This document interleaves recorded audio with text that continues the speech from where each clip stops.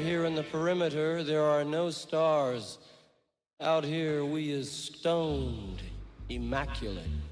Hello and welcome. This is the C86 show. I'm David Eastaugh. As you know, we love a special guest. This week it's going to be the turn of the filmmaker and photographer Ben Devenezia, who I'll probably butchered his surname slightly, but yes, I'll put a link in the notes below so you'll be able to find out how to really pronounce his name, who is a filmmaker who's working on a new indie documentary called Where the Kids Still Scream. It's going to be about the New York City punk and DIY scene, and he's launching a Kickstarter campaign to get bits and pieces before starting the film.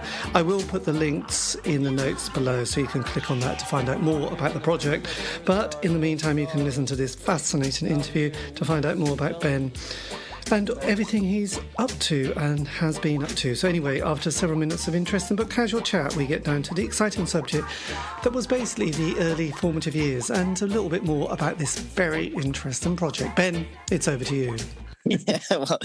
So I'm 27, and funny enough, where I live, I don't know why, but there's a massive building that has probably one of the biggest David Bowie murals painted on the side of it. As you come into my neighborhood in Hoboken, there's a really big David Bowie mural.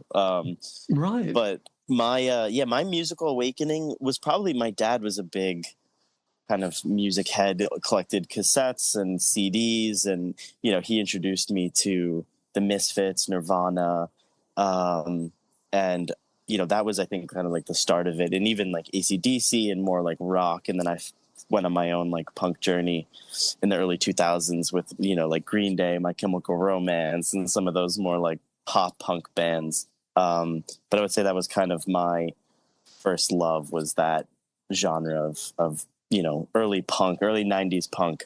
I felt like it really influenced kind of who I was as a kid, being involved in like skate culture and all of that as well. Yes, because that was the 90s was quite interesting, didn't it? Because it started with the grunge scene, but the album Nevermind by Nirvana, and then it kind of finishes on a bit of a sort of an interesting note, doesn't it? With Woodstock '99, doesn't it? It's sort of by the end of that decade, it's gone from kind of quite sophisticated, thoughtful music with lyrics that meant something to sort of these quite a different world, really, wasn't it? The decade ended on a bit of a sort of a riot, really. Did you ever see the movie?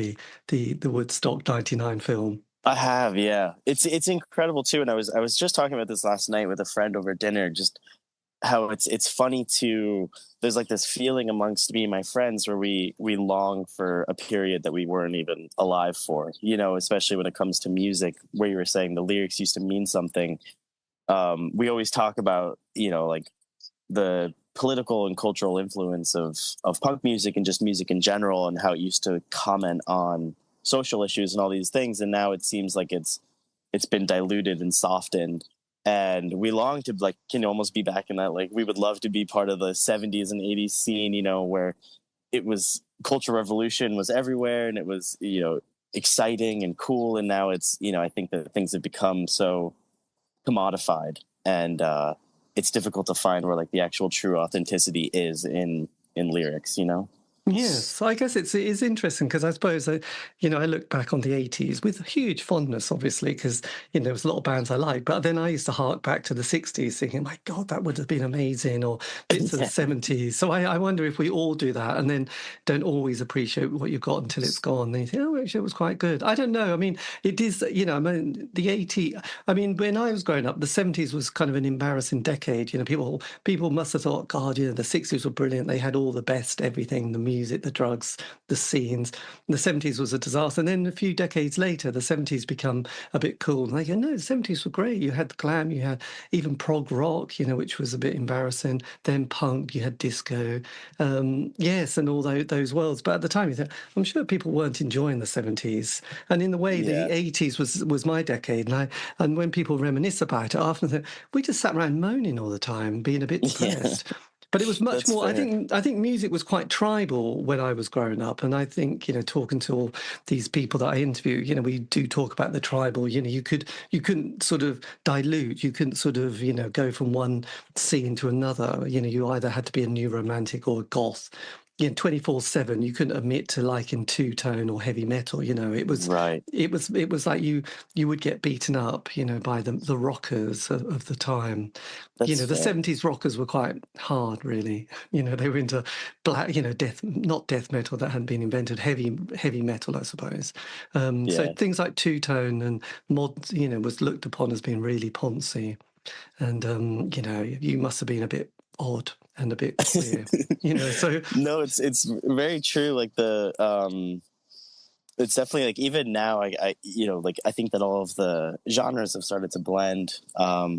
Pretty much since like 2010 probably was truly where I think that we stopped having hard lines on what these genres are, and it's interesting because then I think that the identity around music became more like commercialized in like in industry branding, and people began to associate more with brands and those types of, commercialized things instead of like movements or music. And although maybe you can go from punk to hip hop and not get beat up, you still sorry, are still you're still kind of like typecasted and forced into a specific identity within that. yes. Well, I think when when you had things like the festivals of the 60s, like Woodstock or Altamont. No, not Altamont. That was when it went badly. Monterey and a few of the other ones. I think the people who went there were there for that kind of reason, to sort of be part of the counterculture hippie movement, to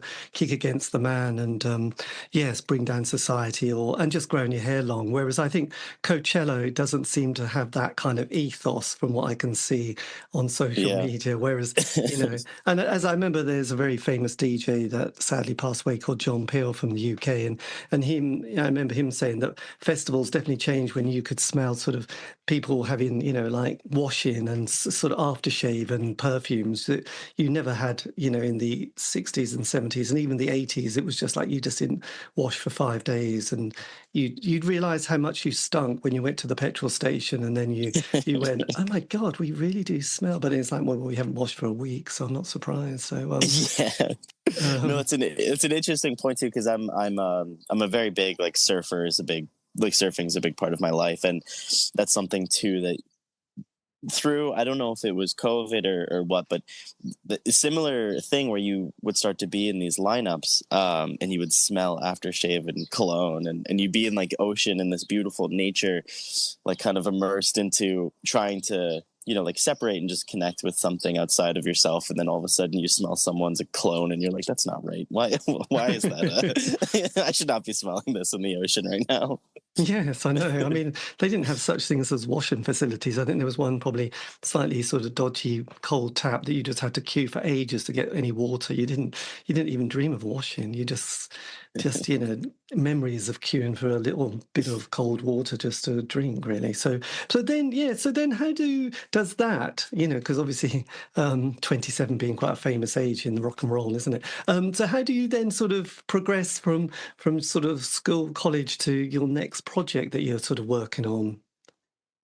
Sorry, wait, what do you mean? Oh, well, this idea of wanting to document this, scene. How did your filmmaking develop? How did that what was the narrative of that?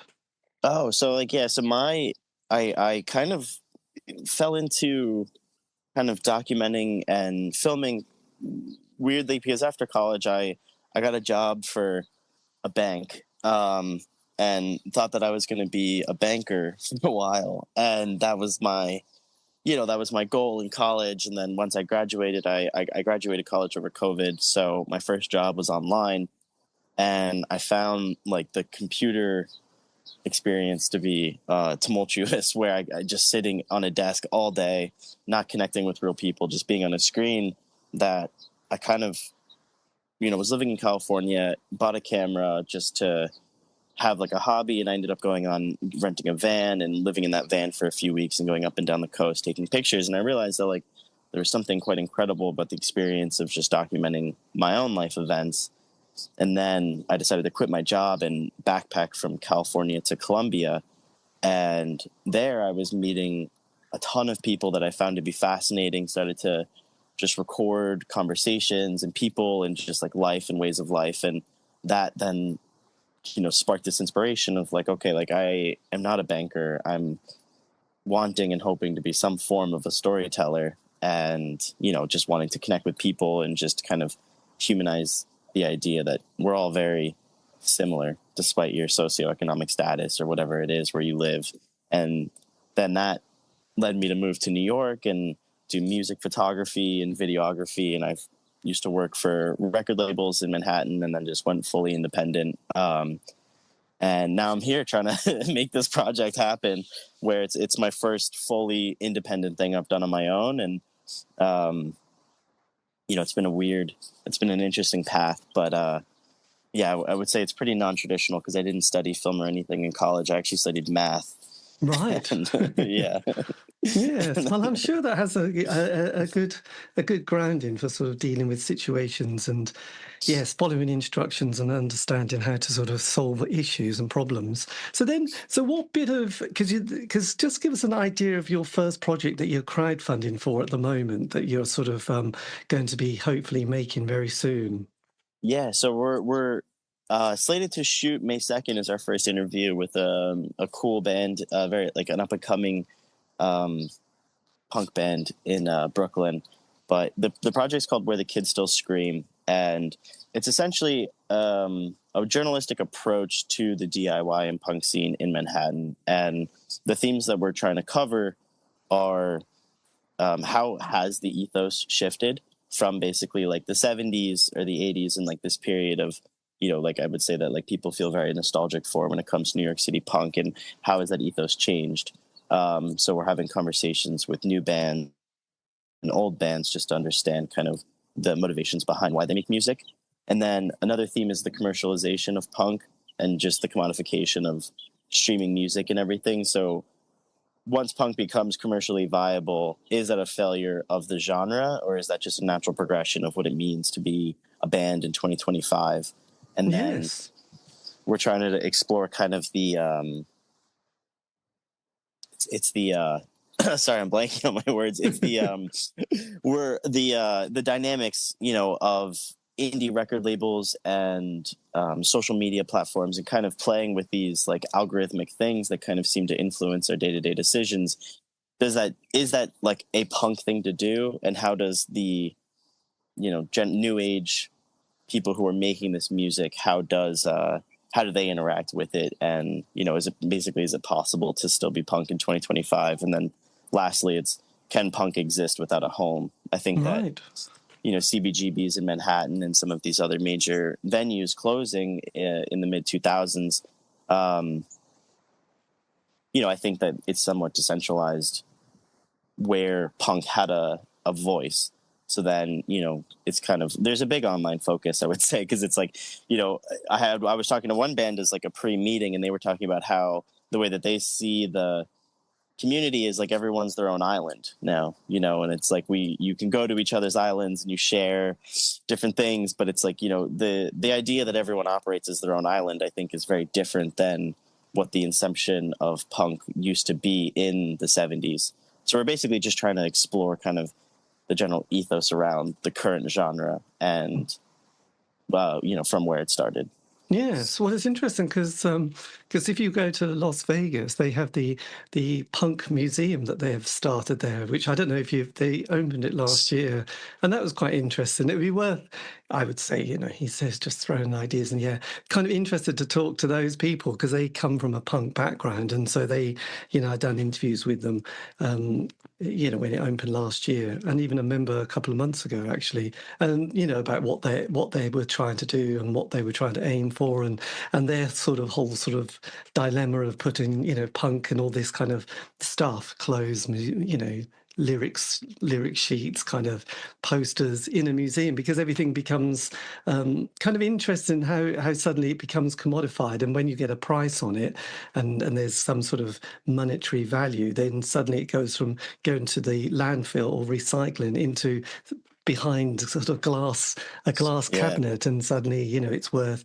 thousands, if not tens of thousands, and sometimes even more, because it's like, oh my God, that's Lemmy Kilmister from Motorhead's, hat and bass, and that's Joe Strummer's jacket, and so it's kind of interesting how things.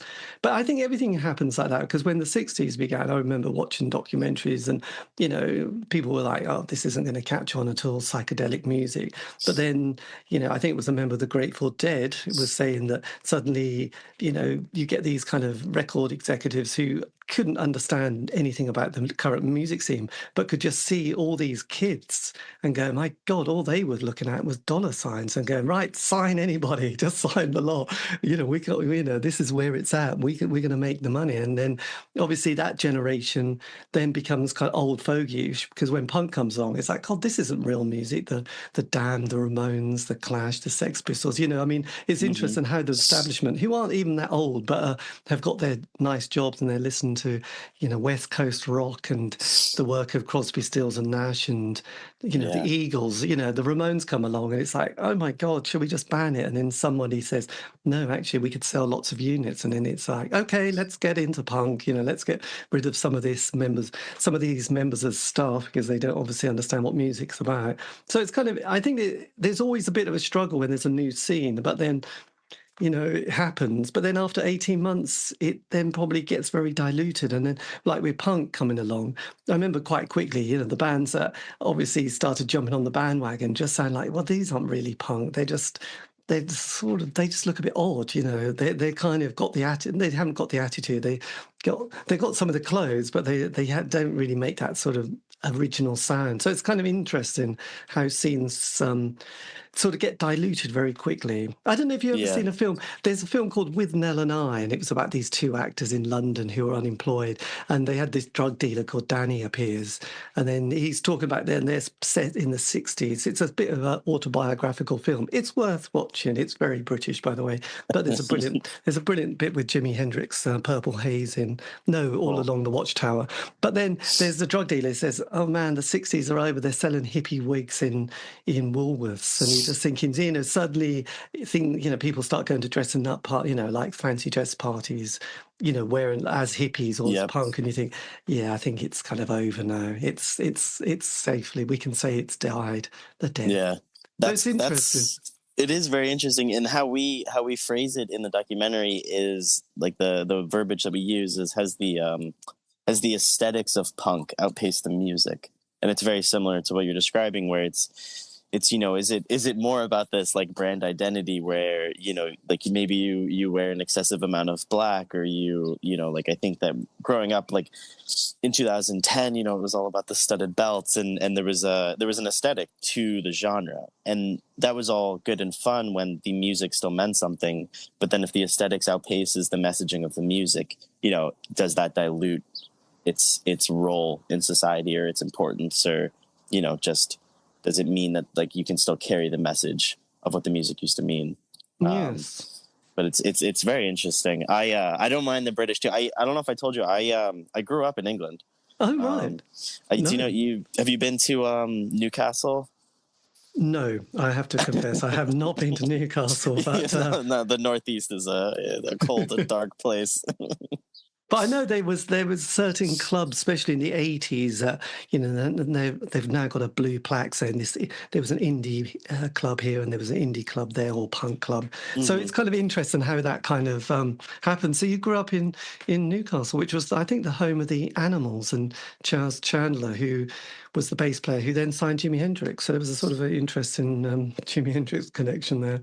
And, yes. And my town. Oh wait. I'm gonna blank on the name now. The town I grew up in, Whitley Bay. There's a famous guitar player that I'm completely blanking on who grew up in his autobiography, wrote about the place called Spanish City, which is in Whitley Bay. But I guess it's a moot point because I can't remember the guitar player's name. So was the book called Spanish City? No. The place in Whitley Bay is called Spanish City. And he writes about that, like growing up in that area, because he used to be a little bit rough with old slot machines and. Yes, I'm just googling Whitney Bay. Famous guitarist, is it? Yeah, let me see if I can find it. Oh, no, I'm not coming up with anybody here at the moment. Um, sorry, I'll have to I'll message you with who I'm trying to remember who it was. But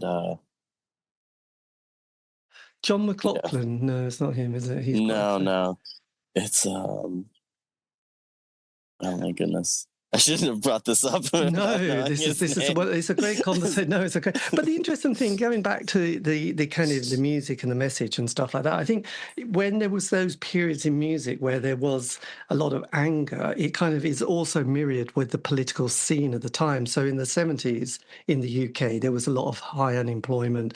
You know, the 3-day week. You know, there was, you know, electricity had to be cut for several hours a day because there wasn't enough. So you had to have dark. I do remember sort of suddenly the electricity would go off for about 3 hours and you'd all sit around, you know, in with candles on the table, just sort of staring at, you know, nothing really. I mean, it was kind of interesting, but there was that kind of movement of like young people getting really annoyed because, you know, it was Yes, Genesis, you know, this very classical pop stuff, which we refer to as, you know, prog rock, which didn't really, you know, it sung about beautiful things and fantasy lands, which is hard when you're sort of a 15-year-old kid who's got no sort of financial sort of help or sort of much sort of positivity or much future. So that's where a lot of people get angry. And it was interesting with that Woodstock 99 when I was watching that documentary, people analysing and saying, well, the 90s was quite a cushy period for a lot of kids. And actually they didn't have much to rebel against. And then it becomes this very hedonistic period. And everyone's just, you know, goes a bit wild, but there's no depth. You know, this is a bit of a sweeping statement, you know, but, you know, there wasn't that much to get angry about. There wasn't the Vietnam War that they had in the 60s and the 70s, or Nixon and Watergate and stuff like that. So perhaps when there is a political period where things are sort of difficult and people get very angry and desperate, you know, sometimes the artwork reflects that, and perhaps the music scene for the next 4 years might be quite different with the current state of affairs. No, definitely, and that's also a major theme is like punk and politicization. I mean, you said it perfectly, and the concept of a cushy time too. Like, you know, I think that like people, you know, sometimes I'll listen to podcasts or read books, and they discuss like the death of music in 2010, and you know, I think that like you could call it a general softening of society, and everything became quite comfortable, especially in America.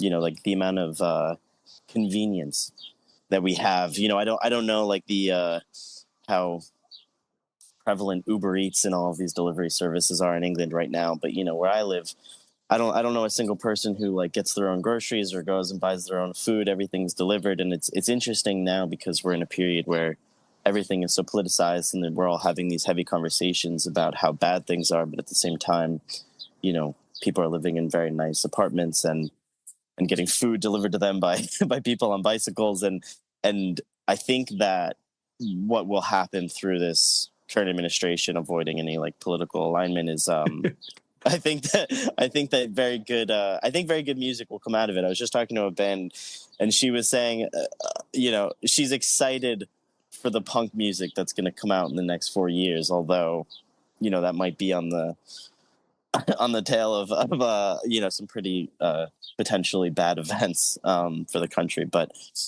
there's a big component of the politicization in punk. But at the same time, now everything seems to be politicized in the U.S., whether it be media, TV shows, and, you know, specific brands just aligning with political movements. So is the importance of punk being political still relevant with today's social dynamics? You know, Yes. and I think that's a hard question to answer, but I think that it's an interesting point, especially in a place like New York, where, you know, there's a ton of industry, and people, you know, you'll see someone who lives in a $10 million high rise next to someone who's asleep on the subway.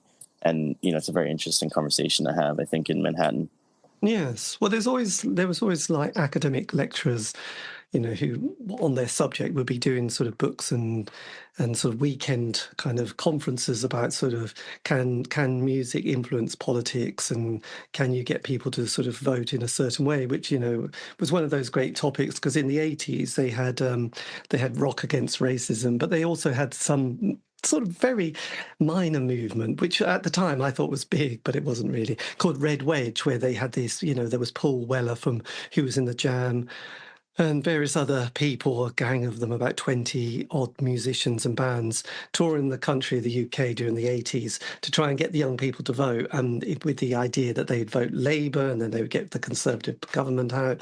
And, this was a great movement. And for a heady, very short period of time, it's like, God, this could be absolutely amazing. But then the next election came along and there was some bigger landslide than ever. And then in the latest American election, you had all the musicians from Bruce Springsteen to Taylor Swift to Billie Eilish all sort of saying who they were going to vote for and encouraging people. And you thought, well, that's kind of interesting. I wonder, because what I'd been mentioning in the UK was quite really quite niche, but at the time you think it's quite big, but it was really niche. Whereas in the US, you thought, oh, these are massive artists who sell millions of albums. Perhaps they will have an influence, and then obviously didn't quite work to plan. So it's kind of interesting those, how far can pop and rock and punk music change people's kind of the political landscape, really.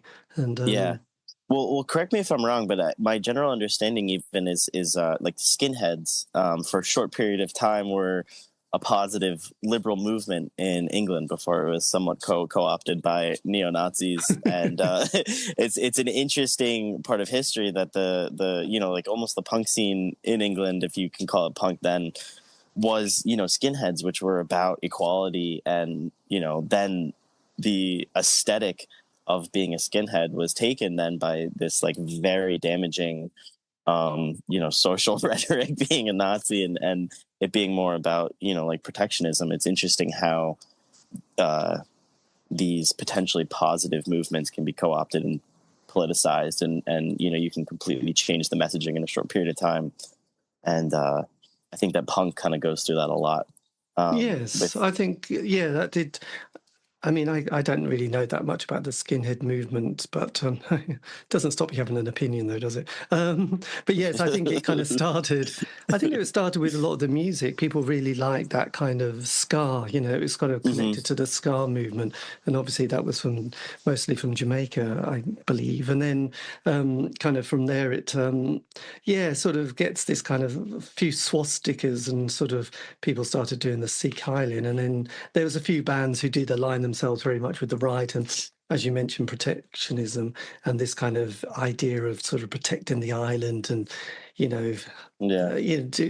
sort of glorifying the armed forces that keeps us free and stuff like that. And it starts to merge, and it starts to get a little bit sort of a little bit tense, because you sort of feel like, actually, I'm not sure if this is such a great way to go forward. And there's a lot of hatred and anger and aggression that starts to develop, which for some soft little liberal like me, I find it a bit upsetting and a bit worrying. So definitely.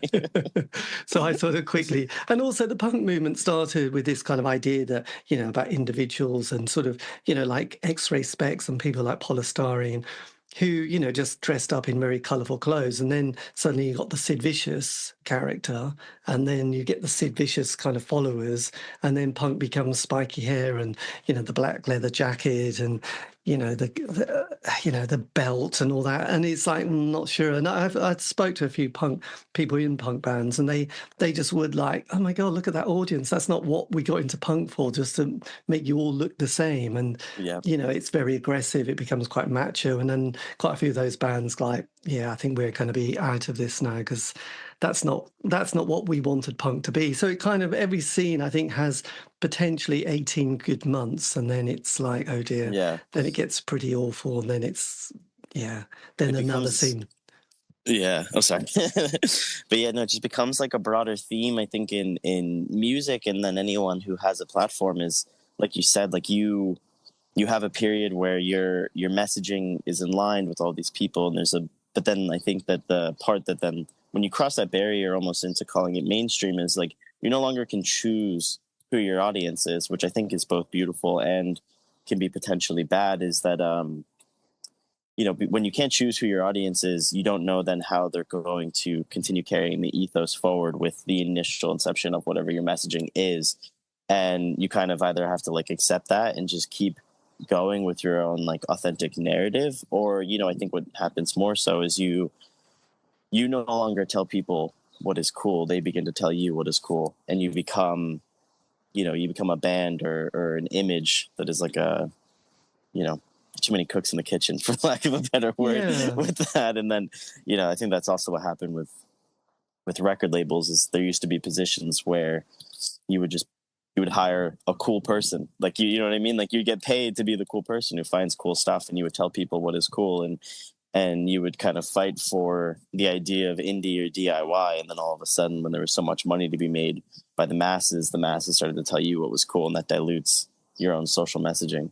Yes. Well, I think with those record labels in the 80s, as an example, so, there was an indie scene which was different, the indie charts, which were different to the mainstream charts. And those labels like Rough Trade, 4AD, Creation Records, Glass Records, you almost just didn't worry.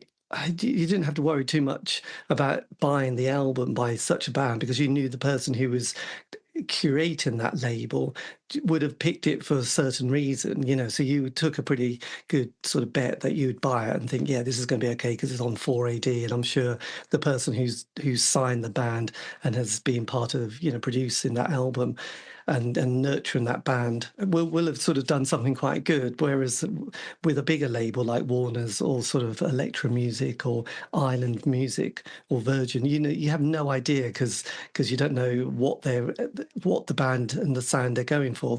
There was a particular identity, I think, especially in the certain decades, in the 80s as an example.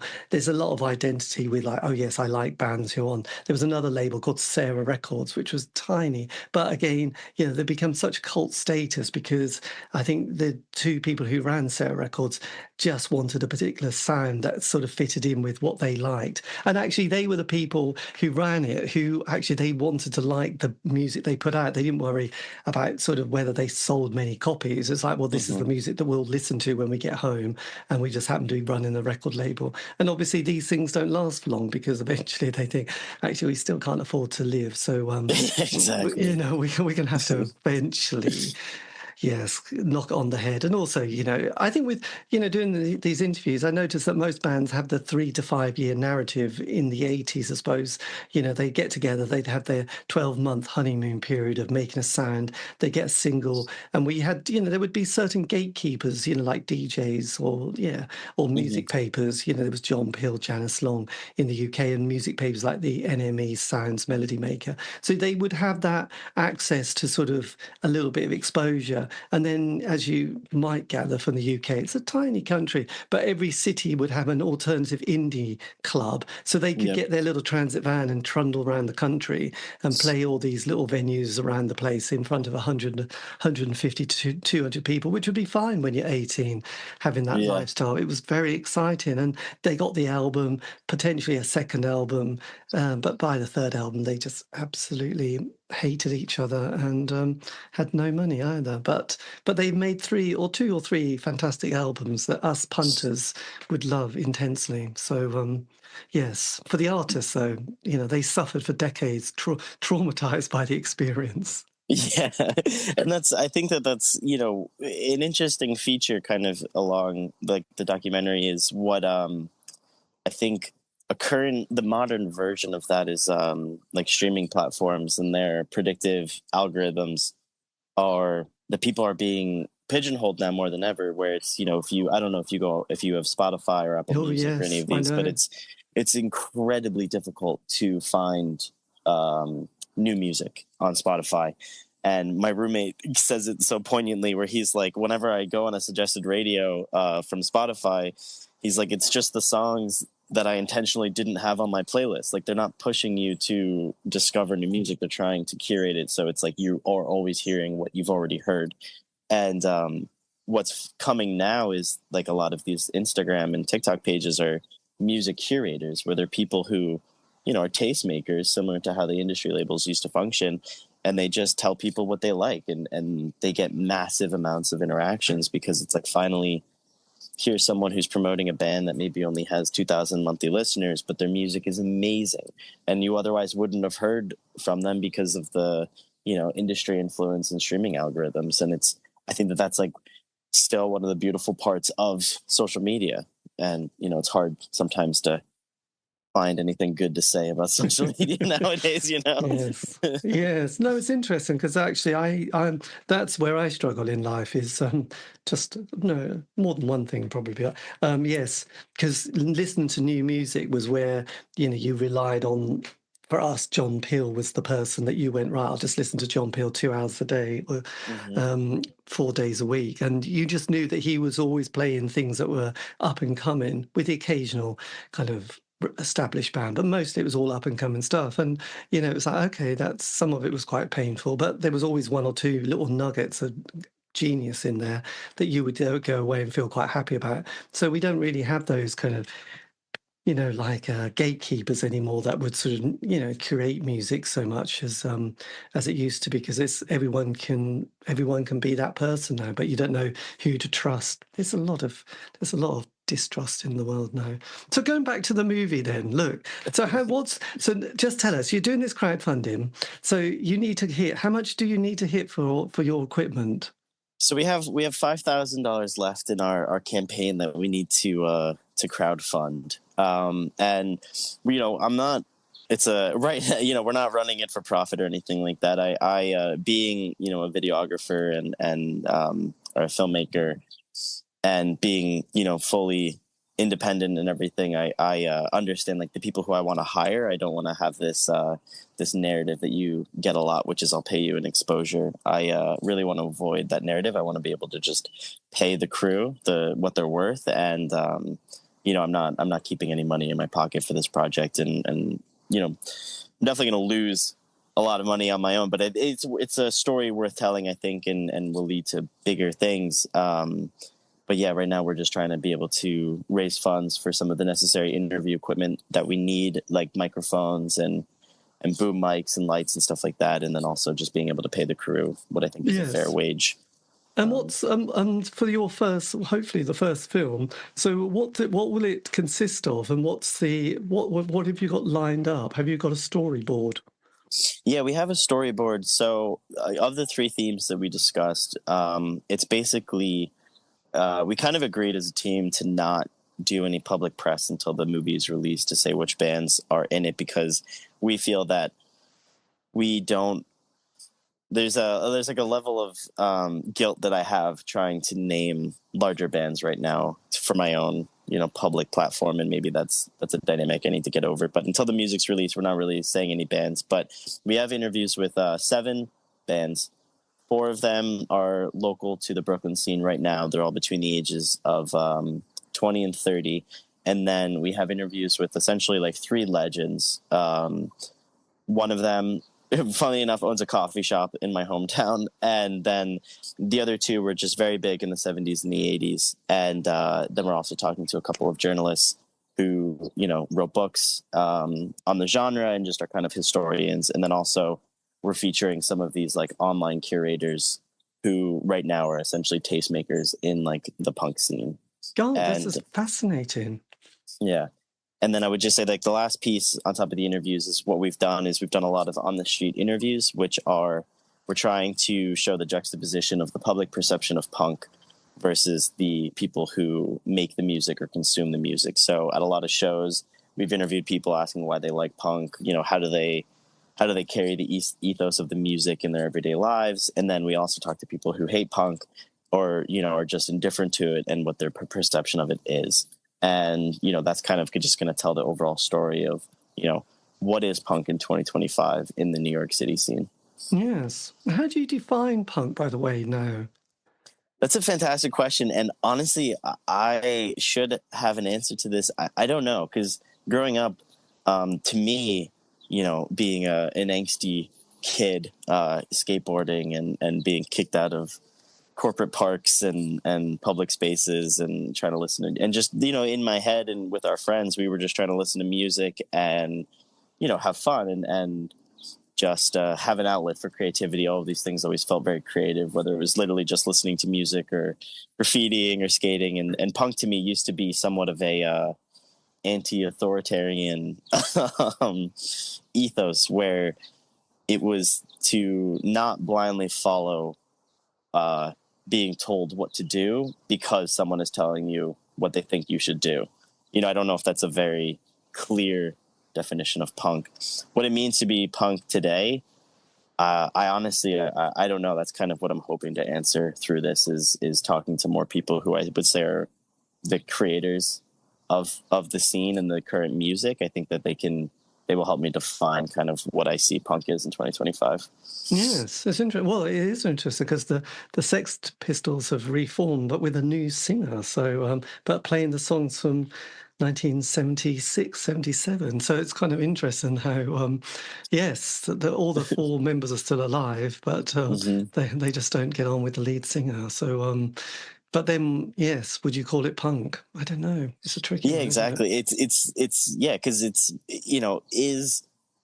is punk, I think that forever there was a conversation of is punk is punk separate from the music? It's like, yes, you can have these loud thrash like bands, or you can have, like surf rock in San Diego, or you can have, certain things, and it's or ska even. It's like there's a specific sound that I think that you associate it with when you hear punk. But I think more so for people who live it, there's not necessarily a sound associated with it. It's a way of living. And it's kind of, I think punk is unique to other genres in that way, where there's so much more social context to defining what it means than just a particular sound.